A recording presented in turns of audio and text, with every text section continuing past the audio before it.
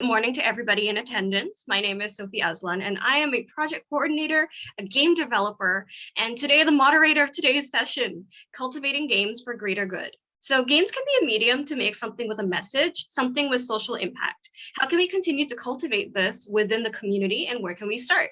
These questions and more will be asked in the panel today, and we have certainly a very distinguished panel right here. So today's panel comprises of 3 internationally known developers, 2 from Malaysia and 1 from the United States of America. Very exciting stuff. So our first panelist here is Kesh, who is one of our homegrown talents and one of the minds behind the upcoming Midwest 90 Rapid City. Another one of our panelists today is Hazmer, who is one of the creative minds who developed No Straight Roads and is currently working on the upcoming Onde Onde. And finally, we also have Lindsay Grace, who is an associate professor at the University of Miami School of Communication, and he is a well-known developer and speaker and many, many more. So without further ado, let's have each of our panelists say hello. Hello. Hi. Hello. Hi. Hi. Hi. Yeah, great lineup. I agree. Yeah. How's everyone doing right now? Great. That's I'm good. great. That's good. Cold, but good. It's all wrapped up for winter. Yeah. Haz, you're coming from Japan, right? Actually, Yes, right correct. now. I'm on a business trip in Japan right now. Yeah. Oh wow. Yeah. So Mhm. we're technically got 3 different time zones working with us today. True. Exciting stuff. So we have a lot of interesting questions here, and we're just going to get right into it. I've got a couple of questions that are for everybody, and I've got a couple of questions that are directed to each of you individually. So I'm going to start with some of the questions that are meant for everybody to answer. So my first question for today is actually, what are ways that we can implement elements of social good into a game? Is it exclusively in the narrative, or can it be put into the other parts of the game or the development process? Let's start with Lindsay on this one. Certainly. So I'll just jump in. Generally, the way that I perceive social good in games is actually about what we call game verbs. It's the actions that you have players present. In a lot of my books and a lot of my teaching, one of the things I emphasize is that as game designers, we basically create problems and solutions. So as a game designer, you're telling players, here's the problem and here's how you solve it. So a lot of the social good may be in how we help people practice solving those problems. So we have a variety of kind of conventions that we use. We might eliminate a character because they're a problem, but we could also negotiate with that character, or we could actually try to see it from their side. And I think it's an easy way to start thinking about the ways in which we can incorporate social good. It's basically, how do we solve problems in games? And those solutions are typically based around what we call game verbs. What do you actually do in the game to get past those obstacles that the designer created? Wow, that's very technical. That's really cool. Actually, I don't really think about, like, there's a word. Just to add in, Lindsay mentioned the game designers have to create problems. The programmers and artists agree with you. It's like, I'm here to cause problems. That's it. That's the gig. So thank you so much. Actually, like, Haz, what do you think? Like, how can we implement elements of social good into a game? Is it exclusively in the narrative, or like, could it even be in the development of it? No, it's definitely not exclusive to the narrative. I mean, I totally agree with Lindsay about, creating verbs. So in the narrative itself, especially for people like us in Metronomic, we know that a lot of people will play our games. So as much as we want to, obviously there are some of us who like to create horror games. There are some of us who like to create violent games or whatsoever. But me and Daim, my co-founder, we want to make sure that our games has a very wholesome message at the end. So that's how No Straight Roads was made. So yeah, I think through the narrative you can always come up with something socially good. Even if you have something very bad, like you do something bad at the beginning, there's always something that that makes you regret that action. For example, that's how you can control it with that narrative. And in terms of development as well, obviously, it's like if a game designer feels horrible, they will make a horrible game. So developers also need to make sure that developers also feel wholesome about making the game as well. So we have to make sure that it's in a very comfortable environment.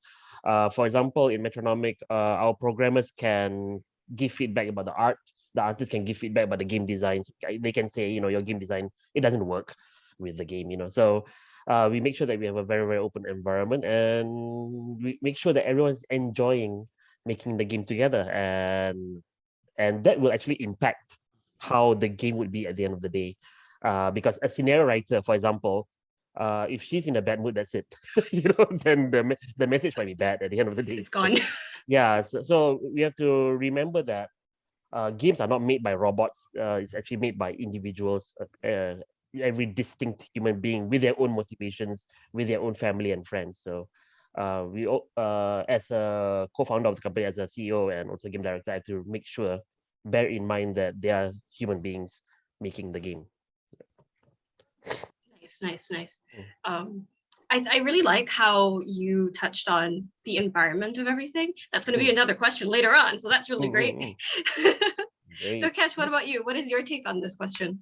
I mean, I agree with Hazmer and Lindsay as well.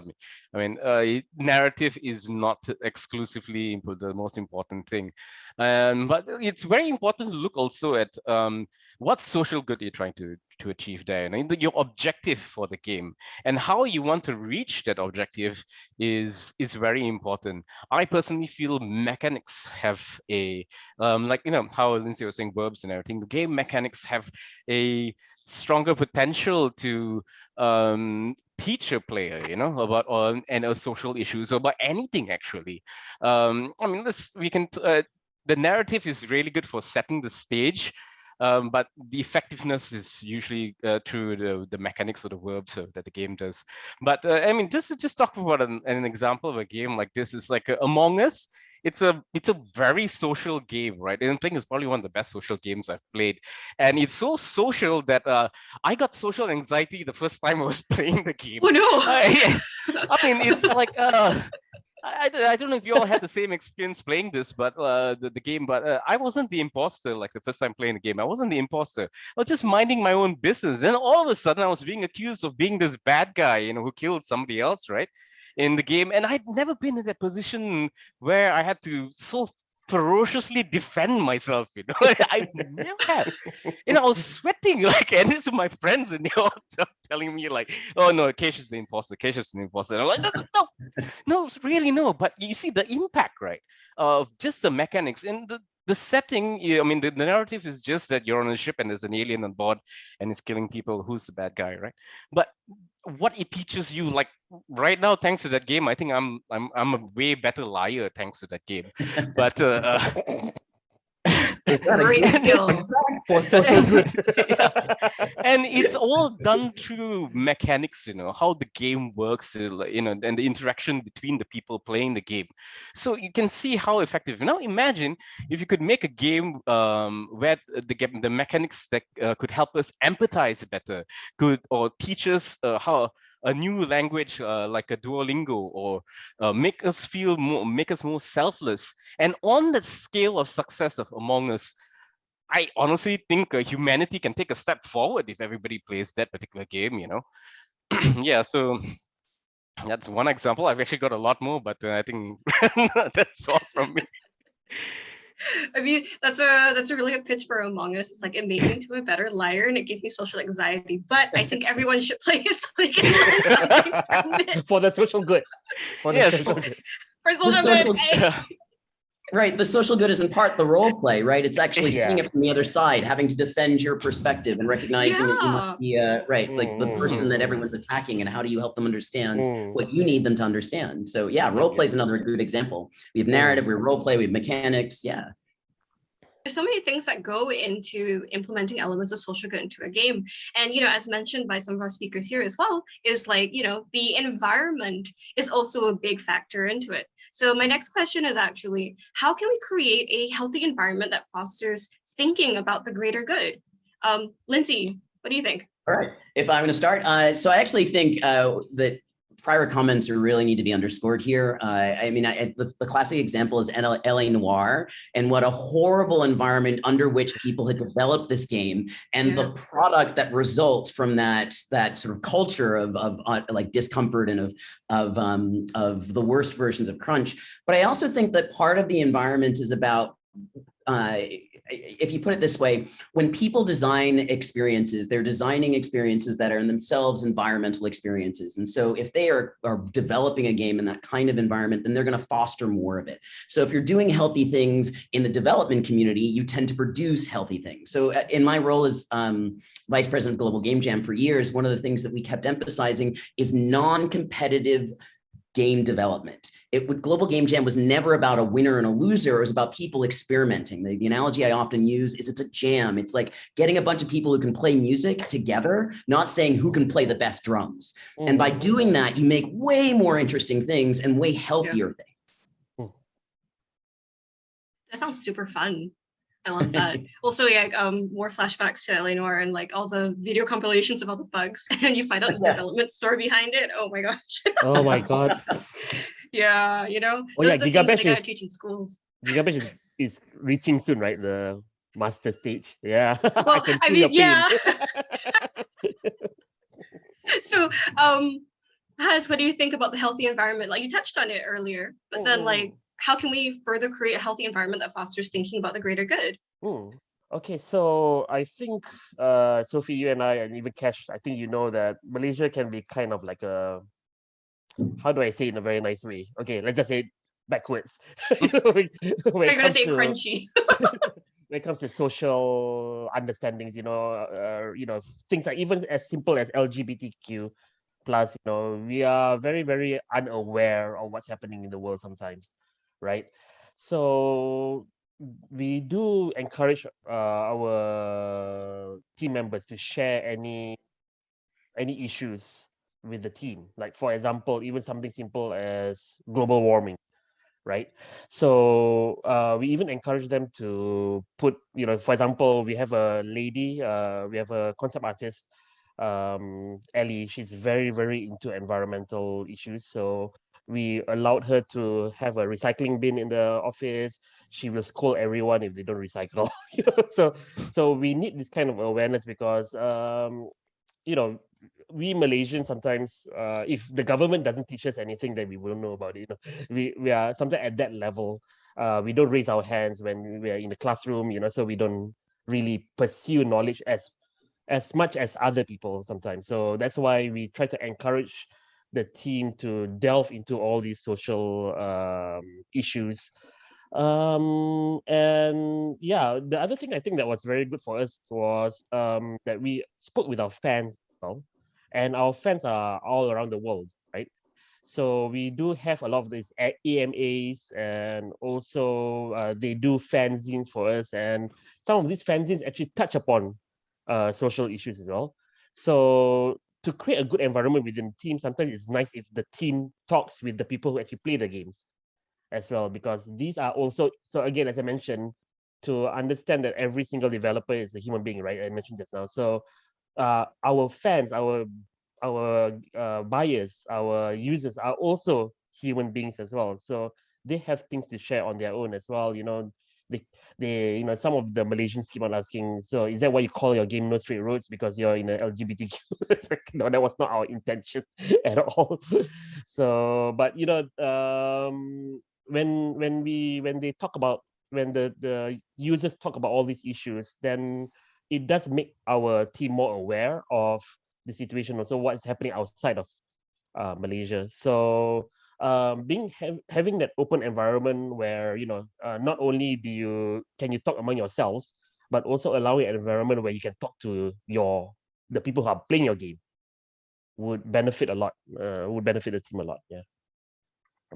So it's like it's all about engaging with your community. You know, that's something I think that anything can really take a page out of. And then also how you can translate those communities' concerns into, you know, what you're making. Right. Yep. Yeah, that's pretty cool. All right. So then Kesh, what do you think about creating a healthy environment? I mean, I totally agree with Lindsay and Hazmer as well. And to be frank, I'm still working this one out. It's not something that is, you know, it's easier to talk about than it is to actually do. And but maybe I could turn it around and say, like, as a developer during the developing environment, you know, you have to make it you know, for the greater good, I guess, like, you know, a healthy environment, you know, in order to produce, you know, good quality games, you know, and that people will have good faith. They also have to create communities. I mean, because these days, in order to be an indie game developer or AAA developer, you're creating communities, you know, people who are, these communities who are building up over, you know, based on your games. right? And in fact, like a lot of us indie developers, we have to create the community first before getting the game out, right? So it's a very challenging thing, and sometimes you have to see how your community responds, and you have to respond accordingly, you know. And sometimes the nature of your game, if it's competitive, you might, like how Overwatch was, where you had this situation where people were just being ugly to each other, but so they try and implement these game mechanics that will improve the community. But the one thing I can say for sure, and to whoever who's listening and wants to be a game to be a game developer, we are the game developers who are creating this environment. That means it's our duty to make sure that this environment stays healthy. And I don't think personally, this is my personal opinion, I don't think developers are thinking enough about it. I don't think we're doing enough about it. We still have a lot of cyberbullying that's going on, a lot of harassment of women gamers going online. And to be honest, the people who should be spearheading this are the AAA set publishers and the AAA developers. This should be part of like their social responsibility. I think they're in such a position to do so, to lead the way, and they all definitely have the resources, and their communities are huge. So they should be taking the lead on this. So yeah, I think that's my 2 cents on the whole thing. I would like to add that in AAA companies, I worked in Square Enix before, right? So the red tape there is really crazy. So for you to just come up with a social message, you have to go through so many levels, and you have to make sure that the shareholders, every single one of them, also agree with that social message. So to climb that ladder and to get agreement of everyone and all that is so difficult. So I think our only hope to spread the social message is the indie developers who have way less red tape. One of the things I think is so we have an expression, art imitates life, right? So the things that we're producing are a reflection of the environment in which we're producing them. And I think one of the important things here, we did a GDC talk years ago on community management, and actually talked about this core concept, which is that a monoculture, a culture of all the same people, is one of the weakest things. If you think about it as an analogy to the environment, it's if you just grow corn, a bad corn season means everybody's broken in trouble. And so what we have to do, and this is one of the benefits of indies in particular, is we actually have to balance it out. We have to help people understand that grow a little corn, grow a little soybean, grow whatever else you can in your environment, and you'll actually be more resilient to change, and you'll be more resilient to the environmental changes that occur, and you'll be stronger for it. So often with AAAs, the conversation I'll have with them is, well, yeah, but what happens if everybody decides FPSs, first-person shooters, aren't what they want anymore? Do you have some other elements that are attractive? Does your community value something other than competition or being the best? Yeah, agreed. It's really important to kind of like figure out what are those, I guess, the different kinds of things, the important things of the community, and then just kind of don't hyper focus on like the one thing, right? You got to really spread out, and that can also lead to having like a healthier community overall. Yep. Yeah. Okay. I mean, it's kind of interesting to think about how we agree that AAA should be spearheading it, but yes, there's a lot of red tape. So then, it's up to the indies, but then the indies may not be taken as seriously because by virtue of being indies, right? Yeah, it's pretty rough. Ooh, okay. So no, but the good news is indies have been applying pressure to AAA for a decade now. Like every time, right? Sony's like, wait, we need to have some of these titles. We need to figure out how to do what they're doing. We need their special sauce, right? So just by our existence as indies, I think we're changing the industry. I love that. So, yeah. I love that so much. Because it's true. It's like, with the advent of the internet, right? The gaps between an indie and a AAA is getting like smaller and smaller.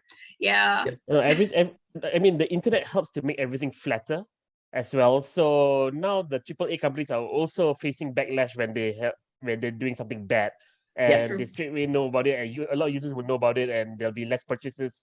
So there's a very good ecosystem right now for feedback on all these social issues. So, Yep, that's pretty neat. I mean, like, it sounds like it's a lot, but it is pretty neat that now consumers can have, I guess, more of a say in these kinds of things. We don't just have to accept it. Yeah.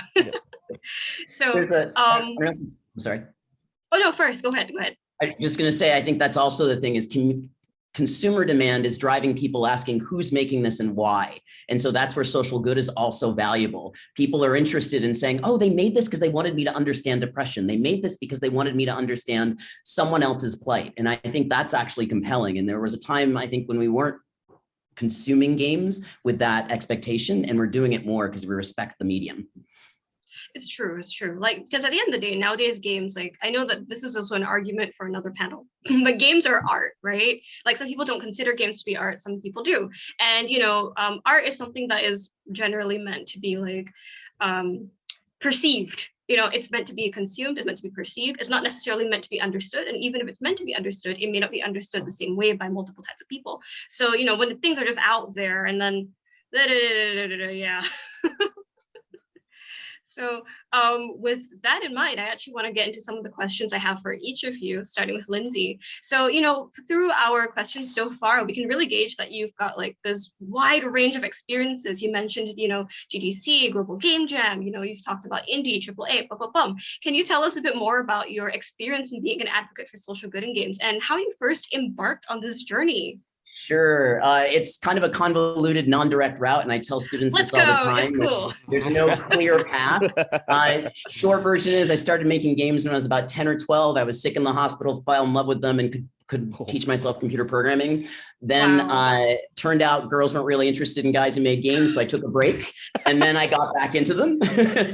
And when I got back into them, I had this real interest in sort of doing impactful work. So I had done a Master's of Fine Art in games, and it was really, the core concept was I was really interested in finding game mechanics that would critique society or expectations. So I made a bunch of these games that reminded us about, I don't know, the fact that really beautiful worlds are made and we just run and gun through them. And I wanted people to stop and wait. So I made this game called Wait, that literally, as you walk through the world disappears, but the longer you wait, the more it reveals itself, and in revealing itself, you actually earn more points and more experience. And since then, I've been doing a variety of activities that are all about supporting other people who do this kind of work. So I've curated for Games for Change Festival, an annual festival worldwide now around social impact games. I've also, I do curations exhibitions for everything from the Smithsonian American Art Museum to my own practice, Blank Arcade, where I'm trying to show people all this sort of artistic, interesting work. And then I also do, I ran a game studio for 4 years. It was largely focused on social impact games, and we did just shy of $1 million US in contracts for everyone from ETS, the standardized testing company, to organizations that did basically human resources training and outreach and evaluating people's English language skills.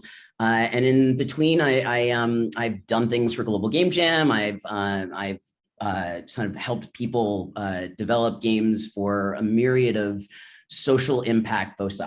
And I also wrote a couple of books in there too. Oh, and I started a couple of games programs focused on social impact. I love how casual you're being about it, but it's actually just like this laundry list of achievements. So... Like, yeah, I wrote some books. You know, I'm like a panelist, I'm a speaker. It's a big deal. I've been doing this since I was 10. You know, I love how humble you're being about it. Yeah, but it's also very like upfront about it. You know, I'm getting anxiety again. You know, I'm just making I mean, my argument is we're all just people trying to find our way. That's the way I found my way. It's my 5th career, so I've bounced around all these other places. I always try to tell indie designers and developers this in particular. It's that you just don't know what's going to be next on your plate or those opportunities, and you really just have to pursue where your heart is, and you'll find a way. So yeah, that's kind of why I emphasize that it's been all over. I used to be a buyer. Like, I've done a bunch of jobs I hope I never do again. I worked in mutual funds. Like, yeah. But this is where You've been like way on the other side. You've been like way on the other side. I sat in that cubicle and asked myself, am I doing something for the greater good? If I'm not, I'm done. And so that's why I'm doing what I'm doing now.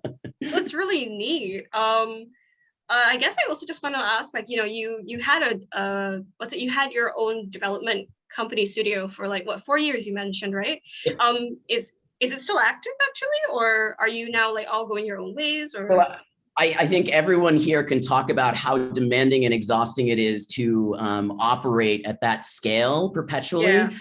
So it was actually my the reason I'm just banging out, but I've done a book a year for the last 3 years is because it's significantly easier than trying to do a variety of game releases for a variety of people who all have very different demands. So in any given week, it was one day I was talking to, I don't know, a company in education. And then the next day I'd be talking to someone about how they wanted to run a large exhibition. And it was exhausting in a way that I actually missed just doing good old fashioned game design. And so I actually took a break. I'm now night chair in interactive media, so I can largely focus on my own practice, my own research, and it's been a nice respite. Doesn't mean I'm not going to go back, but between Global Game Jam and then I'm also vice president of the Higher Education Video Game Alliance. There's always so many other things going on that it was nice to kind of just like work on some books and make some games. Yeah, So exciting. Which is how I it sounds like started. it's great. It sounds like you're booked and blessed. You know, I love that for you so much. So you mentioned that you've written just a couple books, just a couple. So if somebody were to get a fresh, to get to know you, like what book of yours would you recommend that they start with? Actually? I'd strongly suggest my first book, which is called Doing Things with Games: Social Impact Through Play. It's largely so the first 4 chapters are how do you make interesting social impact, and then each subsequent chapter is a specific domain. So educational games, empathy games, affection games, which is another domain of mine.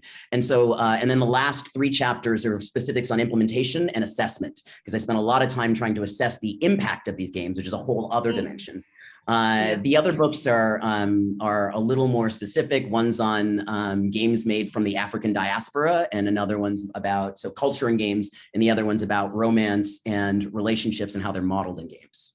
So yeah, definitely Doing Things with Games: Social Impact Through Play would be the most, yeah. Nice. Thanks, Stephanie, for the link. Nice. It's on Amazon. There you go. And I strongly encourage you. It is very expensive. I don't set the price from the publisher. I strongly encourge you to get it from a library or any other means you can. Please. Maybe we should call the library or something and ask them, can you stock this, please? Library, what's that? Yeah. So I also wanted to ask, you are especially an all-rounder on, this topic essentially, right? You have your experiences are everywhere. So can you also share some insight on some of these experiences that you've had, curating social good into games? And then also, are there any massive differences between the different parts of the industry, like in games, academia, esports, AAA, indie? Big differences. Absolutely. Yeah. So it's funny. So I've been teaching esports for years, and I actually think it's an opportunity for social impact that we haven't gotten a chance to talk about a lot. There's a lot of conversations about how strong those communities are, and we've talked a little about community management and community engagement. So I think there's a huge space in there, but that's a very different thing than designing games for social impact. I've generally been, for the folks on the call, a solo designer developer for years before I started the studios. And the solo design development thing is really great for giving you a wide view of the experience. I actually encourage it for all of my students. If you're going to lead a team, then you should actually do a little development, do a little art making, do a little design on your own. Otherwise, you're not going to be very effective. And I think that the kinds of tasks, which is what I hinted at before, the daily tasks are very different. Running a company is very different than coming up with interesting ideas perpetually. And I am formulaic on the interesting ideas. That's almost the easy part for me. The operations is a totally different activity. And one of the best examples I can give you is we generally know in Silicon Valley that if you are the founder of a company, you should not be the CEO, because the skill set changes as you matriculate. And I think that's one of the most important things to recognize. When I curated games, I could do them from the perspective of as a designer, which was useful, but there are some activities in curation that that's why I like to co-curate with people, would defer to someone who actually has a better sense for how to make a harmony across a bunch of different projects. I can tell you what I think is interesting from a design perspective, but someone else has the skill set. So the fundamental, I think, trick to my trade is to work with smart people who are doing smart things. Community matters. And when you start to engage others and work with others, you do really great things, which is why I worked for Global Game Jam for so many years, because it was all about bringing people together who didn't even know each other before the weekend. I think jams are extremely powerful that way, because you're like, wow, we're really like-minded, or we really work well. And I would have never called you to work on something before. It's really cool. But you mentioned like esports, social good in esports. Can you elaborate on that a little bit? Because that's something that you don't hear about a lot.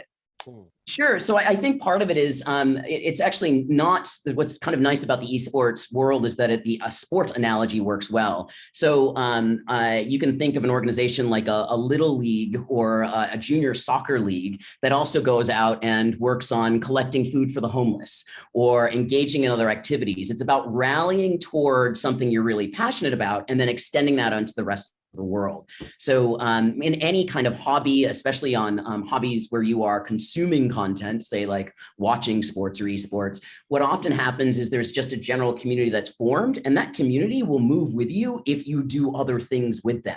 So you may have met a bunch of people at a soccer match, but you're now, they're your Sunday brunch friends. And I think it's important to recognize that esports offers that opportunity at an enormous scale. So that's generally what I'm talking about, is the community that can be transported to other activities.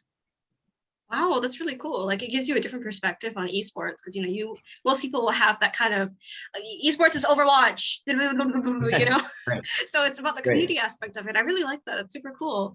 Thank you so much. Okay, so I'm going to move on to some of the questions I have for the other speakers. So my questions now will be for Kesh. So you're working on Midwest 90 Rapid City, and it actually has a lot of social good elements within the narrative. So can you tell us a little bit more about, Rapid City as well, and how you approach the narrative of colonization? Was it always a story that you wanted to tell, the gold rush and everything? Right. First of all, I think I would like to address right off the bat that I'm not American, but I'm making a game about a small city, Rapid City in South Dakota, USA. I have no first-hand experience about the social issues faced by Rapid City and the people anywhere in America. So everything that I learn about Rapid City is through research and speaking to people from Rapid City, mostly on Reddit. So when I'm writing the story for Midwest 90, I'm very mindful to avoid making any social commentary that is specific to America. So how I'm constructing the story is based on my experience, my previous work, and my experience, because I've worked with a lot of different communities in my previous job, and although they all have unique issues that are very specific to them, the biggest issue and the most universal issues are always the same. Which are bread and butter issues and security issues. So that's the primary social narrative element of Midwest 90, is how people in a small town are surviving a fictional new Great Depression. This is the reason why everybody in this town is hungry, and uh, how their security is being threatened by monsters of mysterious origins, right? And the player is not the hero in the game. The player is just an outsider who is coming to Rapid City and opening a restaurant in Rapid City and capitalizing on the situation. And how he's pretty much capitalizing is on the situation is he's getting hunters to kill monsters, and then he sells the monster meat to the people of the town. Right. So that's the setting, and like I said, that's also pretty much what the social narrative is all about. And the player can merely be an observer who just wants to make money, or his gain, or what he can do is he can use his gains to help the people in Rapid City. But the protagonist for the game is a completely different character. So to answer your question about my approach to the narrative of colonization and was it a story I wanted to tell? No, actually, it wasn't a story I always wanted to tell. The colonization narrative is a byproduct of my research into South Dakota. So I think it's a good idea to tell you basically the inspiration about how I came about with the game. Is basically I was eating in my friend's restaurant, and his restaurant in Malaysia here in KL is called Betty's Midwest Diner. Was a diner, and I was having one of these burgers and I was eating, and then I was just looking out the window. I was just wondering what happens if monsters attack the restaurant. And I mean, Suddenly. I'm weird that way. Okay, so but right, so, and then from there I was sort of thinking like, okay, what happens if like you kill the monsters and then you start serving the food, the monsters in your food and things like that. So then the evolution of the thought basically came to a point where, oh, okay, this is all great, and I was thinking like, but what is the Midwest? I have no idea. I'm a Malaysian. I've got no idea what the Midwest is, right? And eventually, so what I went back and started reading about the Midwest states, North Dakota, South Dakota, and a few other places, and I looked at South Dakota and started digging into it, and then it was like so much of history that, I mean, it's like really a sleepy town, like, it's just really flat prairie land, there's really nothing really much going on over there. Like Lindsay was saying earlier, it's a flyover state. But once you started doing your research and you started learning about Rapid City, a city which is built on the base of, I mean, on the edge of the Black Hills, where Mount Rushmore, the faces of the presidents are constructed, is over there. And you learn about the history of Black Hills and the Native American culture. And there's so many things, the gold rush, how this whole area, it was actually Indian territory. And just because they found gold in the Black Hills, well, I mean, I think the white settlers from back then pretty much invaded, and it was agreed that this area was supposed to be a Native American land. But because they found the gold there, they had to take it. And after that, that gold mine became the largest gold mine in North America, which is called the Homestake gold mine.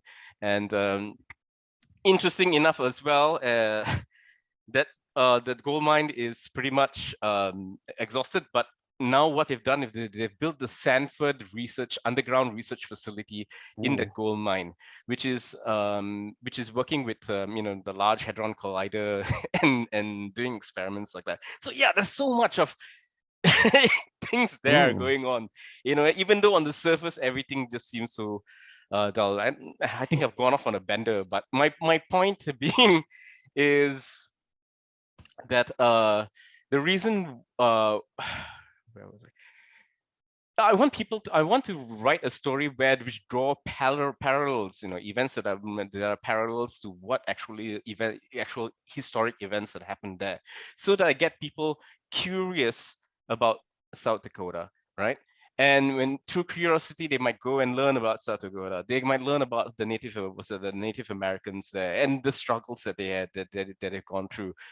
Through this this introduction, it's more like an introduction of this setting to players. So yeah, not exactly a story I wanted to tell, but it was something that just grew out of the research. Which is pretty cool. It sounds like it was such an organic process. Like, I really like this this idea of like, I was eating in this diner. It was an American style diner in Malaysia. And I was wondering, like, what if monsters came in from the outside? And I'm gonna make it a game. I think I really like that. I think everybody who makes a game should have that weird story, right? Yes. It's true. I can confirm that. Yeah. Because it's like I've definitely done the thing where I'm like, you're in the mall and the lights are kind of out in the corner, and then in the back of my mind I'm like, this would be a great setting for a horror game. A zombie could turn the corner, and it's like, wait, this is not a good thought to have. So completely understand. But so one of the things about Midwest 90 Rapid City that I find especially interesting, when I was first introduced to the game, because actually one of your teammates is also my senior from uni. So I spoke to him before, and another friend had actually been like, yeah, Alex is working on this game, and it's like a Fallout, but also like a restaurant simulator. I was like, what? That's how it was pitched to me. So, and I looked it up and I was like, oh my God, I'm totally getting flashbacks of, playing all the tycoon games on the family PC, Windows 98 in the downstairs of my grandparents' house. Is very that. So I just wanted to ask, like, how you came up with the mechanics of it. Because you mentioned that, like, the mechanics are very important to you as well for games. So how did you come up with the mechanics of Midwest 90 Rapid City? Did you always want to make a simulation game, like when you had that idea, or did it take like a at one point? always like games with a little bit of management aspects to them. XCOM especially. I'm really very much influenced by XCOM. Lovely game. Yeah. Yeah, and you're pretty much managing this group of soldiers, and while Earth is under attack by invaded by aliens, right? And you've got to manage bases, you've got to manage your inventory, and then you have to send them out and then fight aliens and then come back. Uh, it, uh, it's one of my most fondest memories playing the original XCOM. Right, so I've always enjoyed that management aspect and also other aspects of the game. So it just seemed like, when I was in my friend's restaurant, I just feel great, okay, you got monsters outside, which is kind of like the aliens from XCOM, but instead of like a military facility, you're running a restaurant. Okay, and there are a lot of similar things that are there, like you've got to manage your inventory in an army facility, your bullets, your people and everything. But the restaurant's kind of the same. You got to manage your chicken, and your other ingredients and stuff like that, right? So, and yeah, very very much inspired by XCOM in that sense. But there's also a very strong social element to it as well, because like I said, you're going through a Great Depression. That's why the reason why people, there's a Great Depression. This is the game is set in 2034. It's in the future, right? So, and America is going through a Great Depression and infrastructure is crumbling. So like Lindsay say, flyover states kind of like get ignored because they're really central. The roads, this is the law I'm building up on, basically. So supply chain is kind of like cut off a little bit. So that's why people are hungry, and then all of a sudden these monsters are attacking them, and they've got no other choice but to fight back. And at the same time, they start eating monsters. And the other thing I wanted to talk about is like, how even a restaurant, if you're a person who comes into a small town, I really like the small town narrative about it, and how somebody with just a restaurant can come into a town and make a big impact. You can see that in a lot of even in Malaysia, a lot of small places where this sleepy small little one street town can grow to prominence just because of one business that opens up. In Malaysia, it's actually quite popular. You can have just like one guy selling one specific type of food, and then boom, in the next month, every weekend, people who are traveling there to eat, just that dish, and then the town grows around this specific business, right?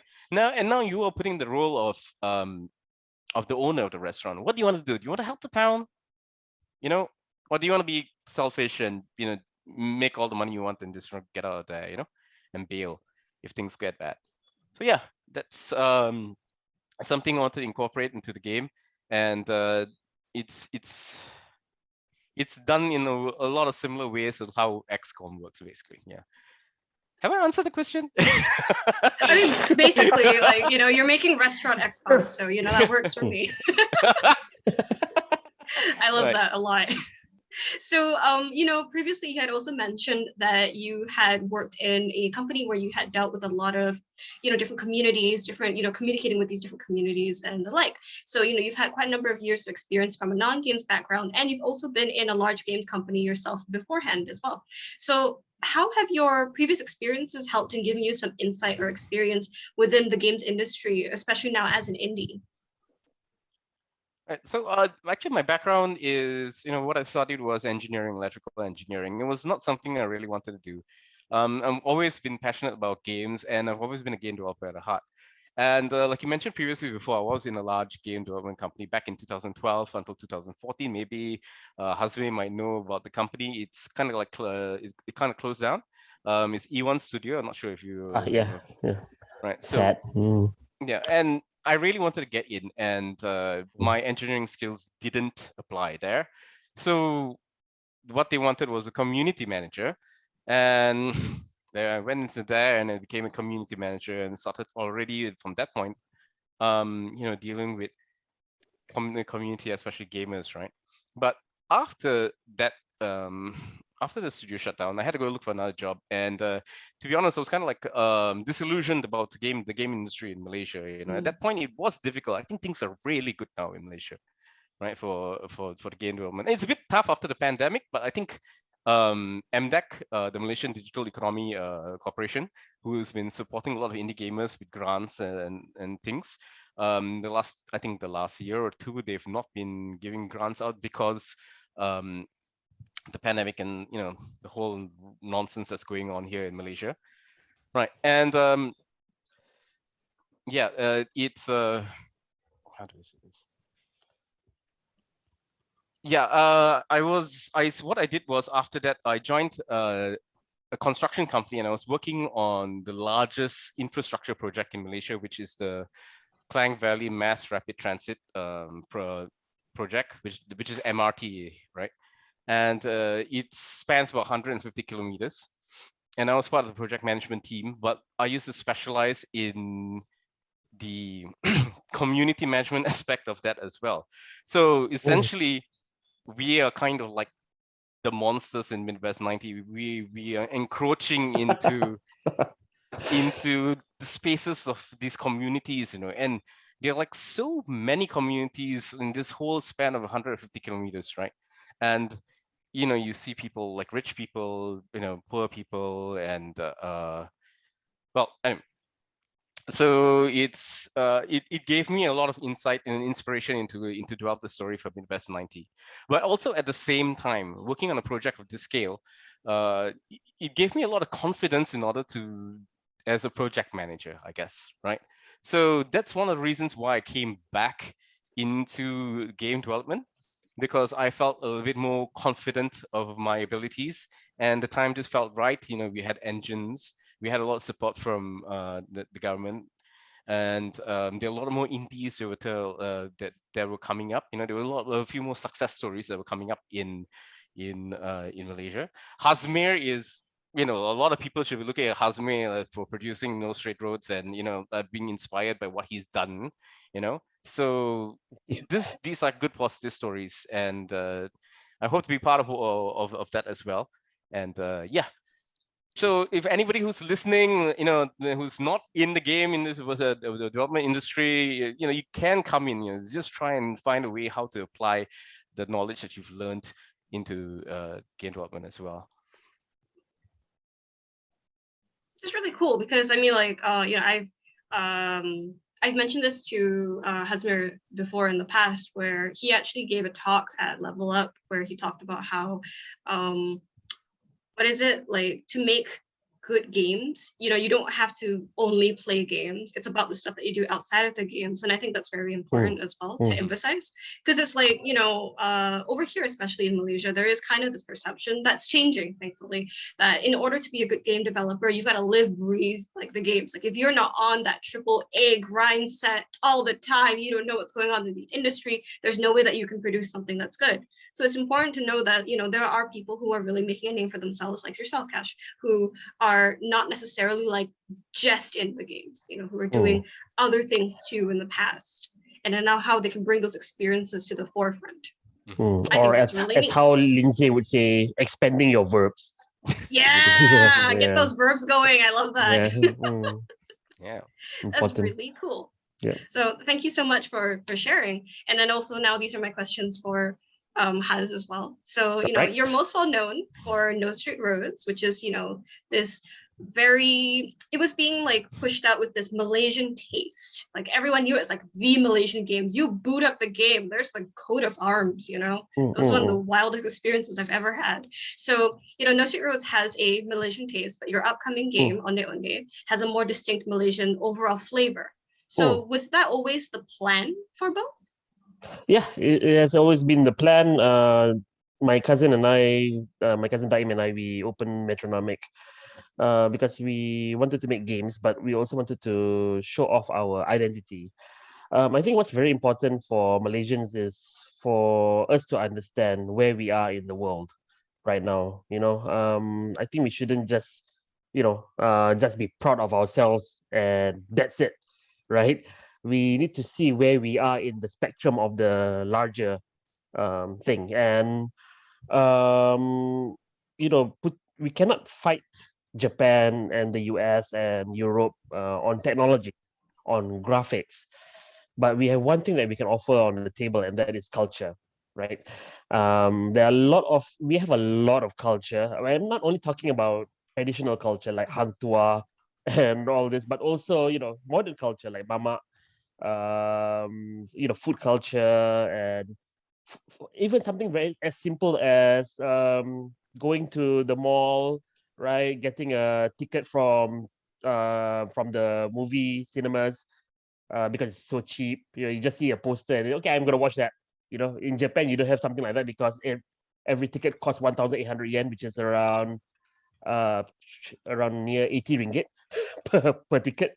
Yeah, so things like that are worthy to be gamified, right? So here's the interesting thing. So first of all, our company comprises mostly of newcomers to the industry. We have around 80% of our people who are new to the industry. Either they are fresh graduates or they come from a totally different industry. For example, our environment designer used to be an accountant, made 3D models at the site, looks amazing, became our environment designer, right? So because I want to make sure that the Malaysian game industry expands, not just circling around the same thing. Because we used to have the situation where one person quits and then that person comes back. So they're just going around in circles. So to expand that is super important as well. And so when we went out to showcase No Straight Roads out in Tokyo Game Show 2018 for the first time, right? We already had some Malaysian accents in the game. So we told all our voice actors, because they came into the audition sounding like a Westerner, because a lot of people like Western voices more, right? And we told them, okay, drop that Western accent, please use your natural accent. And so we made sure that the game is, it's still in English, but it's Malaysian English, right? With Malaysian accent. So a lot of our team members, they didn't like it at first. They felt it was cringy because we Malaysians, I think it's an old term, but we used to call things with bad quality local, right? Oh, that ramen is so local, that means it's bad. So local equals bad. That's the mindset. So I want to change that mindset. So when we went to Tokyo Game Show, and then obviously we have already released a game, we have so many people who were complimenting on the Malaysian culture in No Straight Roads, right? We now have Americans, Japanese, Europeans, Australians. They all are saying "Ewa," following the character in the game who's speaking Malay and all that. So I'm glad to say that we have already proven them wrong. That Malaysian culture should be showcased in the game. But however, the other thing that I'm very worried about, and I think this is I look like a homeless guy from Niagara Falls. Nice. Yeah, that's kind of true. No, dude, it's a hack. Don't worry about it. Yeah, I know. See, do I look more like that now? But anyway, yeah, so I'm very glad to say that we have proven the team wrong. And we see a lot of fandom, like fans trying to understand our culture as well. So I think putting Malaysian culture in the game is important. But yeah, I was saying that one thing I was very, very worried about was we being too proud of our culture. So we don't look at the larger spectrum. We just look at ourselves, and then we think that okay, Chongka, best game ever. And then when you put it out there, it's gone. No one's playing it. So one of the biggest reasons why I did this also because I asked some Japanese people, so do you know anything about Malaysia? Then they said, is that the one with the Merlion? No. Merlions in Singapore, for the record. Right. Is that where Tom Yum is it? So yeah, they don't know what Malaysia is, and so I want to change that mindset basically. So yeah, for No Straight Roads, we went 10% Malaysian. So we have some Malaysian aspects here and there. But for Onde, our upcoming game, we are now very confident, and the team is confident. This is the most important. We have to have the team confident first. So now that the team is confident, we're going 90% Malaysian. So a lot of the things that you will see in Onde Onde is derived from Malaysian culture, traditional or modern. Yeah. Yeah, I was just about to ask, like, it's evident that one of your biggest things is that you're taking Malaysian culture, yes, but you're also being very intentional with it. You're not just like putting the mamat there just for like the fan service value of it all. Oh, that's bad. That's Yeah, bad. Yeah, I mean, you know? I to be honest with you, I really hate it when people just put in Malaysian culture for the sake of it, right? So a very common thing that people ask me is, why not you make a Uncharted but with Hang Tuah in it, with a Malaysian hero in it? I'm like, no, that's not how it works, man. You have to study the Malaysian hero, study the Malaysian martial arts, and see how you can gamify that. And then it will be a very different game compared to Uncharted. So it's not just Uncharted with a different skin. You can already do that, okay, with many Steam games. Just mod it, right? But yeah, if you want to really, really tout Malaysia in an original IP, you have to study the Malaysian culture from its roots all the way to the branches, you know. So and then I think another important skill that a game designer must have is, yeah, we have all these dreams, we have all these experiences, but how do we gamify it into something very, very significant, right? Into something that's playable, that's fun, right? So the concept of relevance is also very important. So we need to be proud of our culture, but we also need to understand how the relevance would work, how to show this in a more relevant manner. So we want to make sure that for No Steroids and also for Onde Onde that our game is Malaysian, but it still has a global message that everyone understands. For example, parenthood, fighting the system, something that everyone can relate to. Then that way, people can, it becomes a much easier, or should I say, more accessible gateway into the Malaysian culture. Which is really cool. I really admire how you mentioned you're going to be looking at not just modern day Malaysian culture, but also some of the more traditional stuff, because I do think that there are some people that have the impression that you're supposed to only go one way or the other. So yeah, can you tell us a little bit more? I mean, I don't know if this is asking too much, but can you tell us a little bit more about some of the, Malaysian elements that you're pulling from for Onde Onde specifically? Oh, it'll be hard to answer that, but what I can say is, yeah. I mean, obviously we will also have so we want to make sure that our game is relevant, right? So traditional is important, but at the same time some people might not relate to it, right? Because it's my parents or my grandparents' culture, not mine. So in addition to educating people about Malaysian culture, we also add in some modern quirks, like for example, what memes we have nowadays, for example, you know what I mean? Yeah, what we Malaysians like to talk about. We look at MGAG, for example, to see what is relevant now, stuff like that. So we put in also some humor in our game as well, because a lot of our users are also young people, right? So if you just put Hang Tuah and Chongka and all that, obviously it feel very distant, even if we are all in the same country, right? So yeah, mixing traditional and modern for me is super important. And I feel, this is my personal opinion, the reason why our museums suck is because of this. It's just tradition, but they do not update their websites or their exhibition to relate more to the modern world. So yeah, that's yeah, a bit of a personal opinion there, but yeah, just my personal opinion.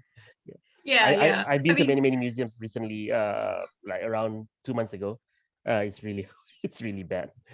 So but it just means that there's space for improvement, That's all it means. That's all it means. Yep. So, on the topic of more modern things as well, aside from being this esteemed, notable Malaysian developer, you are Oh, also a stop. well-known you're also a well-known content creator. So you also Mm. stream regularly. You stream regularly on Twitch, and sometimes you're also joined by your wife, Ray, as a co-host. When you're on the other side of it as a player with a platform, are there ways that you have actually advocated for social good while streaming, like highlighting smaller developers and games, any like local or Southeast Asian works? Because I can say that I know that you've highlighted student developers, because I was one of them at one point. Yep. So yeah, Yeah, it's actually very interesting.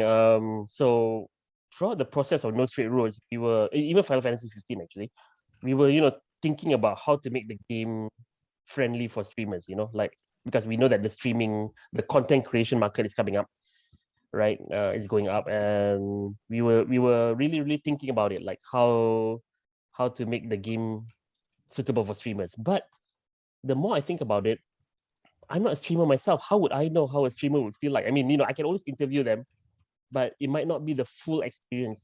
So that's why I decided, after No Straight Roads, I decided to become a streamer myself. So I stream about 3 times a week. Twitch.tv/1hazmer if you're interested. But I haven't been streaming for a long time because I'm in Japan. I don't have the tools. Yeah, I was thinking about buying a gimbal just to walk to Tokyo and other IRL stream. And yeah, my wife joins me on the stream because I think it's very interesting to see her insights, but she's not really a gamer per se. So she's been playing a lot of the games, like indie games, for example. So we have Indie Saturdays with Rie, my wife, and she appears as a VTuber because she doesn't want to show her face. And she's been playing games like Abzu and all that, and it was her first time playing the game. So it's very interesting to see what a casual gamer thinks about this kind of very hard to control games sometimes.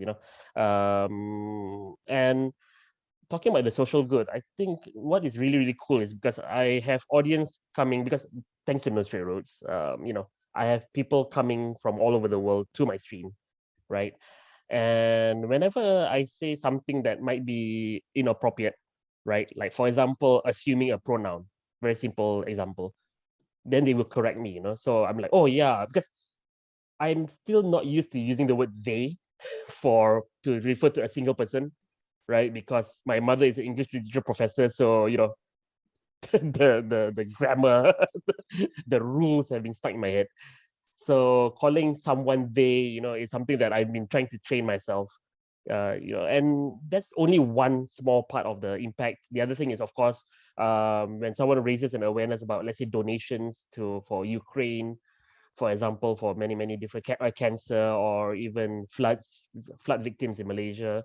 So sometimes the chat will actually raise that, and I'm like, okay, that's a great idea. So let's have a donation drive for the next stream, for example. So yeah, I mean, streaming also helps not only to help me to go into the shoes of a streamer and to design a game based on that, because now I understand why streamers don't like the options menu, because streamers would like the options to come up first, then only go into the game, because they want to set their resolution and all that, right? But they don't want to spoil the game yet, or spoil themselves the game yet. Yeah. So, but not only that, but also the community is also giving me awareness. It's teaching me a lot of things about how the world works. So yeah, I really love my streaming life so far. Well, I'm sure everyone's looking forward to when you come back to it, when you come back from Japan, and then you're able to get back to like your setup and everything, you know? So it's really interesting to hear about how essentially everybody here has their toes in like different parts of the industry and how that can better impact their experience as a developer. So, I'm gonna start doing questions again, which are open to everybody. And we'll start with Lindsay again. So actually, before I answer that question, can I just jump in with, I think, an observation that kind of summarizes some of the things that were talked about earlier? I think it's important to recognize that one of the essential things to understanding game design and actually understanding the cultures around games is to recognize that people incorporate their own cultures almost innately in the way that they determine what is valuable, what is not valuable in the game, what matters, what's a symbol of success or not. And so when people talk about this notion of social good or integrating culture, I think mostly what we have to remind people is that you've always been integrating culture. It's just how much of it and which culture are you offering.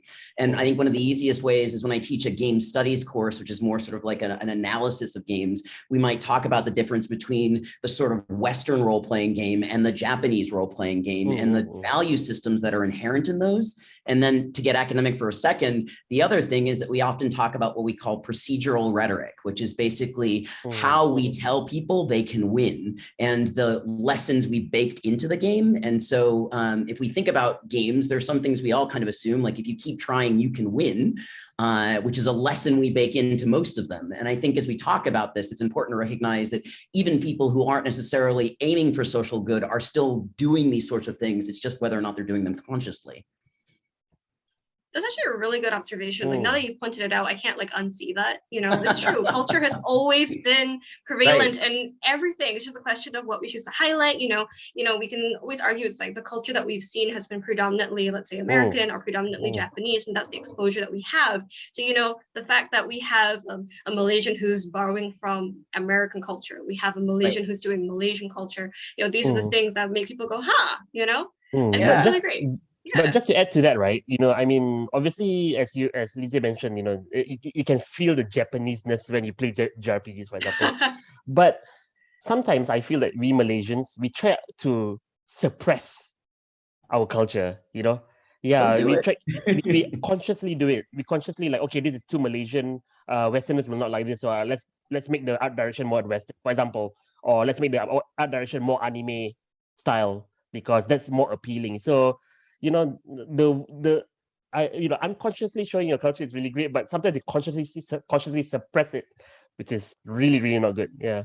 Right. I mean, we wouldn't have laksa. We would just be stuck with chicken noodle and tom yum, right? Like we need other soups. And Merlion. That's true. These are the facts. So with that in mind, I think it's really interesting how we need to balance, I guess, like how much we want to consciously push versus like how much we are consciously suppressing, you know, because you're trying to figure out like what kind of message you're trying to convey and all of that. So I also wonder, it's like, how do you feel like to strike the balance between a game that is aware, you know, it's socially conscious, and a game that's just fun? Because, you know, you hear a lot of people say things like, oh, I just want to play this, I just want to watch that because I want to turn off my brain, you know, I don't want to be invested in a message that's being told to me. But then sometimes there are also instances where you play a game and you don't even realize that you're learning the social good. At the end of it, you're like, huh, now I have different feelings about the environment, you know? So how do we kind of balance that? I'll give you some really quick examples right off the top of my, like just from the many conversations I've had with people. If you're doing something heavy-handed, what you want to do is understand your audience. The description I give is if you really care about the environment, you have no problems watching a 2.5-hour documentary about it. But if you are already turned off about environmental films, I need to make what we call a public service announcement. I've got 30 seconds or a minute and a half. And so it's got to be a high impact, short experience in order to get you to move towards maybe watching my documentary. And so one of the ways that I think people forget a lot of popular media works is by actually giving us a lot of little subtle lessons along the way in something that is quite conventional or quite comfortable. So before we had this conversation, we were talking about films like The Last of the Mohicans, and these are films that do a bunch of things just a little incrementally so that we don't feel like we just watched a documentary on social change, but at the end of it, we are changed and we go, huh, I think I'm ready for a documentary on social change, or I'm ready to change the world. So I think that's my usual formula. It's all about your audience, really, like knowing who you're targeting at the time. It's like you said, a documentary would have a different impact to an audience as opposed to say, let's say a TikTok, you know, like that, right? Yeah. Hans, what's your take on this? I feel that the social good is always a take-home factor, whereas the game design aspect is the entrance. Right, so we want to make sure that, you know, as game developers, we are making a game first and foremost, right? Because if people are playing your game for the social message itself, it's weird because, you know, you don't have to change their minds anymore, right? We need people who are not aware of these issues and all that to play the game. So games must come first because if people are not having fun, they will not take home with the message. They'll take home with the phrase "the game sucks." Right, so we want to make sure that we are making a game first, and then, you know, for me, social message is something that you feel passionately about, you know, naturally. It's an organic thing, right? You don't purposely force it into the game just because you want to satisfy the quota or whatsoever, you know. So I feel that, you know, when the scenario writer or the director feels naturally that they want to give that the message, it will be naturally be put into the game. So I don't feel that it should be too it shouldn't be put in there just because you want to give a social message. This is why I feel, at least, because we have a lot of channels for that as well, like documentaries, YouTube videos and all that. But yeah, game for me is number one, and then the take-home message is what happens when you stay in the game. Yeah, So it's very intentional, and it's also got to be very genuine, basically. genuine. Yeah, It's true. for me. Yeah, like I used to say that influencer culture, just to kind of divert a little bit, the currency of the day for influencer culture used to be relatability, but now we are living in a world where people are continuously less relatable. So you have people who are trying to like force that relatability in order to promote whatever they're trying to get across. It's like, I'm just like you. I live in a mansion. What? It doesn't work anymore. So the new currency of the day is, in fact, being genuine about your cause. So you have people who feel that they can sniff like from a mile away that your game's cause isn't genuine. So it's more important than ever for developers, if they're going to consciously put in these kinds of messages, they have to be genuine about it. Right? Yeah. Yep. Kesh, what do you think about all this? Yeah, I completely agree. I mean, you have to be genuine about these things. I don't know how this happened, but in games suddenly this idea about race and everything has almost become like a commercial product in in games. It doesn't necessarily reflect real life. You can play fantasy games and you have dwarves and elves and how everybody's being racist with each other and everything like that. It's almost starting to become like oh, if you're making a fantasy game, you got to have this grim aspect to it, where there's like this racial conflict and stuff like that. But it's from what started as something that is it's something people did for social good. A lot of people had good intentions when they wanted to put it in and they wanted to spread the message. It's really important not to let these things suddenly become like commercialized. Like Christmas is a Christian holiday. It's but now everybody else knows it because it's this this whole commercial event at the same time. So I don't personally think that's so bad when it comes to Christmas, but when it comes to games. It's because Christmas is a nice thing, like it's a celebration, everybody likes it, so it's okay. But when it comes to games, and then it's constantly making people desensitized to this dialogue about race and everything. It's I don't think that we're going down a good way in doing that. People have to be really genuine when they talk about these issues. I that's one of the reasons why I don't want to talk about the social issues that are specific to US. It wouldn't be genuine of me, and it's not first-hand experience. But you're absolutely right. People have to be genuine, and some people can, and most people can actually see it come out in anything that you do. If you're genuine, you're passionate about it, it really comes out. It really stands out in your product.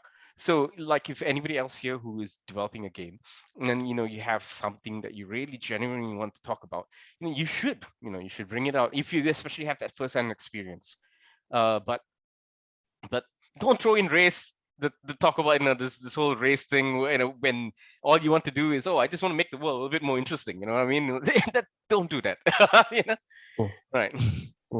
I think one of the interesting ways to handle genuineness is also to think about what we call playable models, basically to say, I'm going to give you a bunch of attributes to play with, and you're going to see what happens, right? If I'm trying to teach you economics, I might say, here's $1, go make it 10. And I'm just going to give you the systems that are normally in play, and you go figure it out. And what happens is it's a genuine, often in simulations, a genuine offer to try and solve it your way. And there's some really interesting games. If you look at the work of Nikki Case, for example, they do really interesting things around these sort of playable models that don't say this is the right way or the wrong way, but here's a way to understand these dynamics. The same way, I don't know, you fill a bag with water and you squish it until you realize it bursts.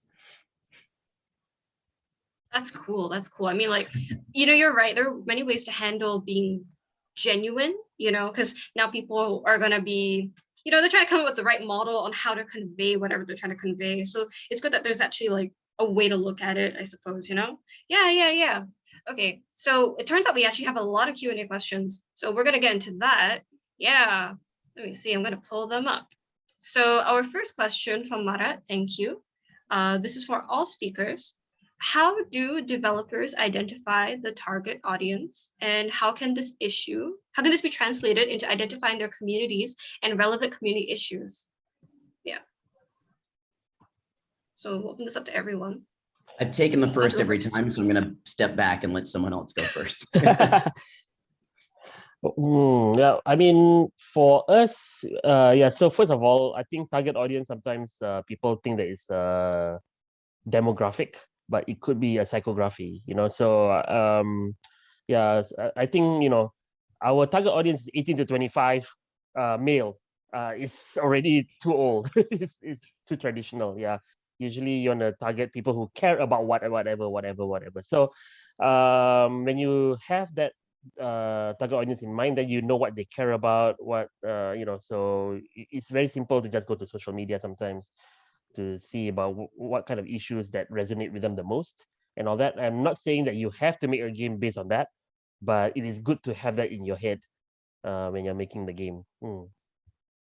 In my book, I talk about demographics, psychographics, and technographics. And I want to give you an example of a game I thought was absolutely brilliant. Somoli Industria, Paolo Pedercini, and others made a game about e-waste and the environment for smartphones. So you play it on a smartphone as a perpetual reminder of the detriment your smartphone is doing to the world. Wow. And I think it's a smart use of technographic, right? It's kind of brilliant. It's this perpetual field as you play. It's like playing a game that reminds you that you're consuming this much coal as you play, and you start to go, do I want to keep going? Maybe I should stop. And I think it's a good example of being playful with it that I think is fun. Yeah. Sounds really meta too, actually. Yeah. I also think, like, as if you're a game designer, right, you always fall back on your objective. Like, what are you making the game for, right? Are you making it for a good cause? Are you just making it a product that you want to entertain people with, right?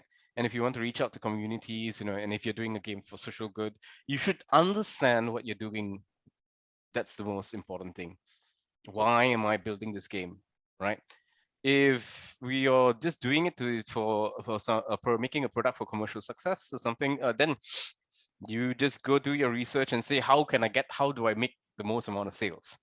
See, right? So you go and you figure out, okay, this is the age, this is the demographic, this region, this is where people will play this game the most, right?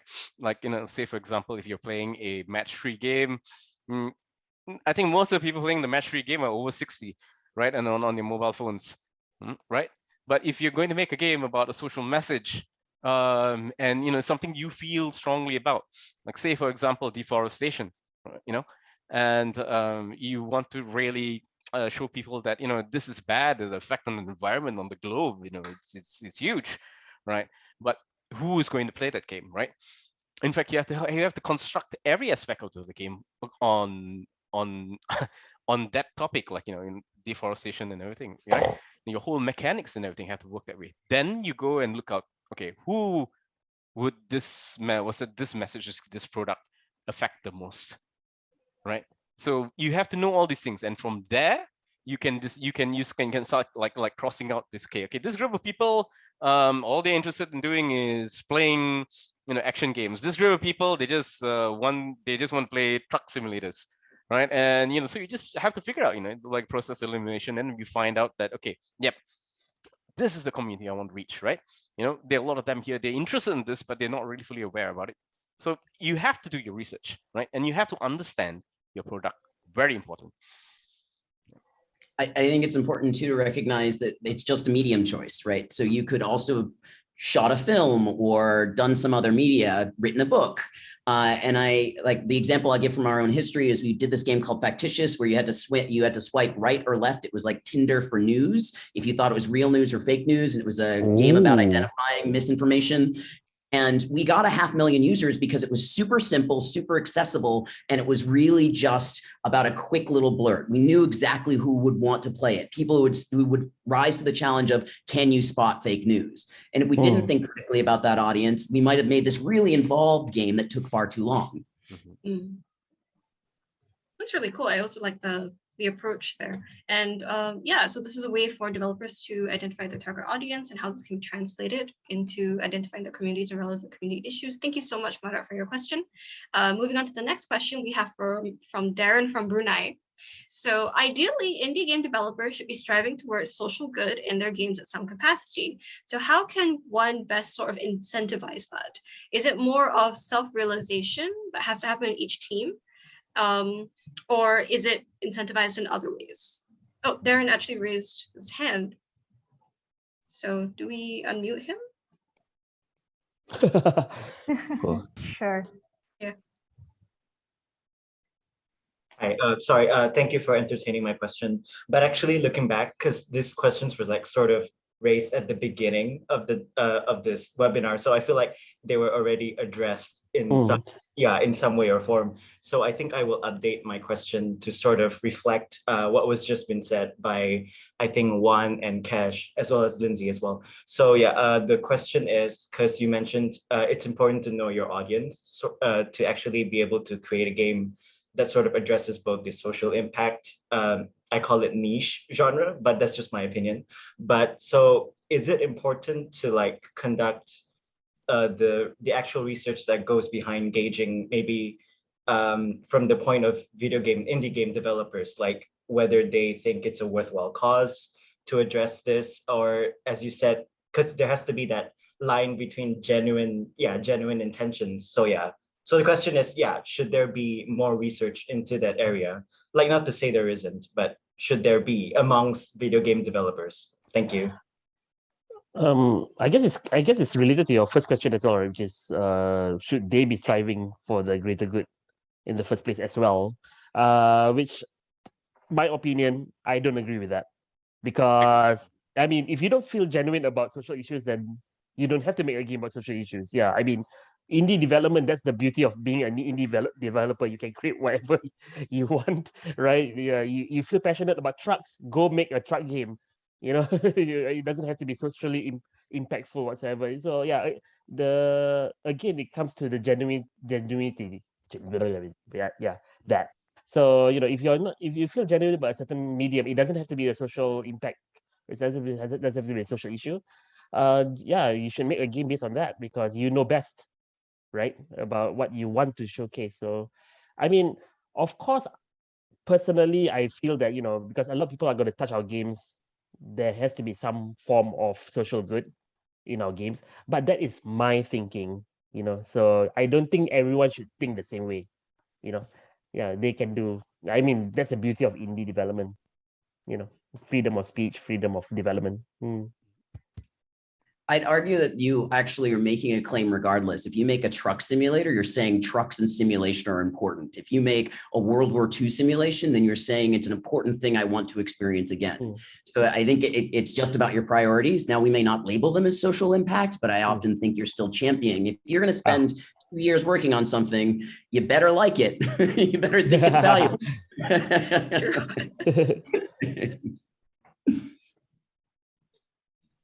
Yeah, completely agree with what everybody else says. Like we're always talking about the good things, right? When it comes to indie games, I'm passionate about this, passionate about flowers, so I'm gonna make a game about flowers. And if you like you can be an indie game developer who wants to make a game about porn.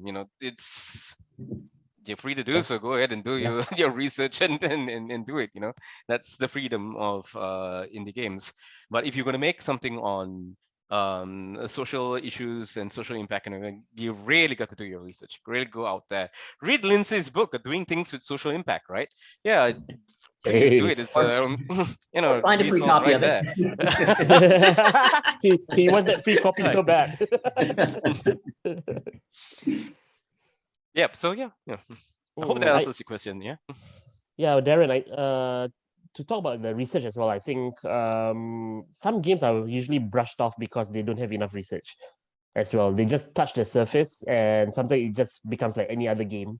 So I can just replace flowers with, I don't know, animals, and it will still work, which doesn't make sense. So those kind of games usually get brushed off very easily because they don't have that amount of depth that engages the users into that subject matter. Yeah.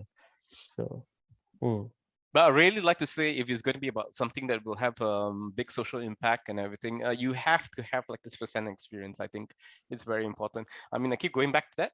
I can come bring out some other examples as well. I think a few days ago on this seminar, Games Bagus, I think Asia, the Games for Change Asia Pack, a team, one of them said, doctors were using a game in order to communicate with deaf and mute kids, right? And I'm just doing a bit of research into that, and the person who came up with it has a kid who's deaf and mute, so they are the best people to do these things. I mean, when I heard that, I was thinking that's a great idea, but at the same time I felt a bit bad, like, why don't I think about these things? But it's not something that I'm seeing every day, I'm not something that I'm dealing with every day. So yeah, if you have some special connectivity to these things, it'll be better. The impact of what you're trying to create will be much better. Yes. It's good. It's good. It's good. Yeah. Because it's true, like you do have people who want to make games for a cause, but then they're not really willing to do the research, and then they're not really part of the community. They're kind of doing it, not to say for a quick buck, but you want to have that perception that you are more aware than maybe you actually are. So it's important that, people do their research and people actually ask members of the community that are involved in whatever cause that they're trying to, like promote and talk about. So that's really good. That's really interesting. And I think that's great advice. Is it okay? Can I just add just another thing, because it just popped up in my head? Yeah, sure.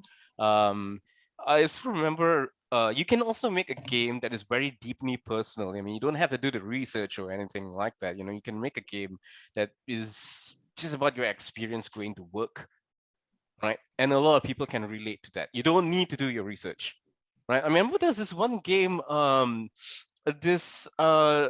someone who was who was having a sex change, right? He was going through this hormones, taking this hormone therapy and Dysphoria.